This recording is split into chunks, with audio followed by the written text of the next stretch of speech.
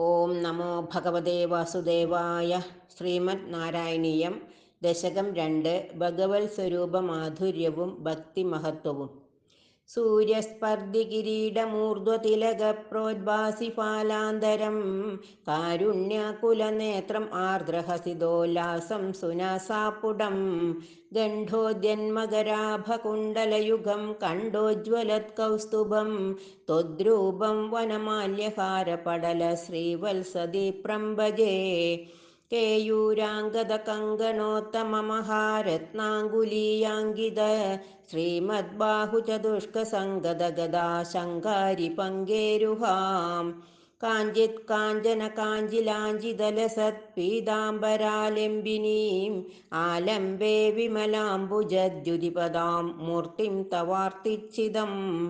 യത്രൈലോക്യമഹീയസോऽപി മഹിതം സമ്മോഹനം മോഹനാത് കാന്തം കാന്തിനിദാനതോऽപി മധുരം മാധുര്യദുര്യാദപി. സൗന്ദര്യോത്തരതോऽപി സുന്ദരതരം ത്വദ്രൂപമാശ്ചര്യതോऽപി ആശ്ചര്യം ഭുവനേന കസ്യ കുതുകം പുഷ്ണാതി വിഷ്ണോ വിഭോ. തത്താദൃക്മധുരാത്മകം തവ വപുഃ സംപ്രാപ്യ സമ്പന്മയീ സാ ദേവീ പരമോത്സുകാ ചിരതരം നാസ്തേ സ്വഭക്തേഷ്വപി. തേനാസ്യാപദ കഷ്ടമച്യുത വിഭോ ത്വദ്രൂപമാനോജ്ഞക പ്രേമസ്ഥൈര്യമയാദ ചാബലബലാദ് ചാബല്യവാർത്തോദഭൂത്. ലക്ഷ്മീസ്താവകരാമണീയകഹൃദൈവേയംബരേഷ്വസ്ഥിരേതി അസ്മിന്നന്യദഭിപ്രമാണമധുനാ വക്ഷ്യാമി ലക്ഷ്മീപദേ. ये त्वद्ध्यानगुणानुकीर्तनरसासक्ता हि भक्ता जनाः तेष्वेषा वसति स्थिरैव दयिता प्रस्तावदत्तादरा. एवं भूतमनोज्ञतानवसुधा निष्यन्दसन्दोहनं त्वद्रूपं परचिद्रसायनमयं चेदोहरं शृण्वताम्. सद्य प्रेरयदे मदीं मदयदे रोमाञ्चयत्यं गगं व्यासिञ्चत्यभिषीदबाष्पविसरैः आनन्दमूर्च्छोद्भवैः.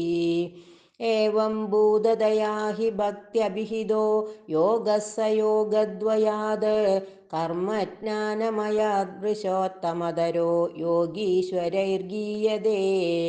सौन्दर्यैकरसात्मके त्वयि खलु प्रेमप्रकर्षात्मिका भक्तिर्निःश्रममेव विश्वपुरुषैः लभ्या रमावल्लभा.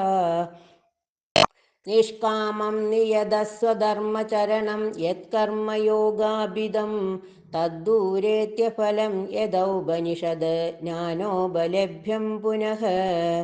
तत्त्वव्यक्ततया सुदुर्गमतरं चित्तस्य तस्माद्विभो त्वत्प्रेमात्मकभक्तिरेव सततं स्वादीयसी श्रेयसी. अत्यायासकराणि कर्मपडलान् आचर्य निर्यन्मला बोधे भक्तिपदेदवाप्युचितताम् आयान्ति किं तावदा.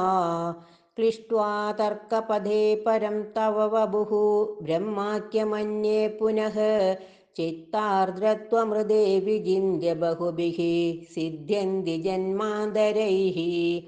त्वल्भक्तिस्तु कदारसामृतञ्जरी निर्मञ्जनेन स्वयं सिद्ध्यन्ती विमलप्रबोधपदवीम् अक्लेशतस्तन्वती.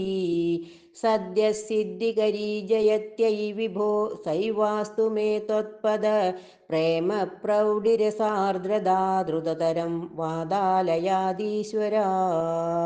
श्रीहरे नमः. गोपिका जीवनस्मरणं गोविन्द गोविन्द.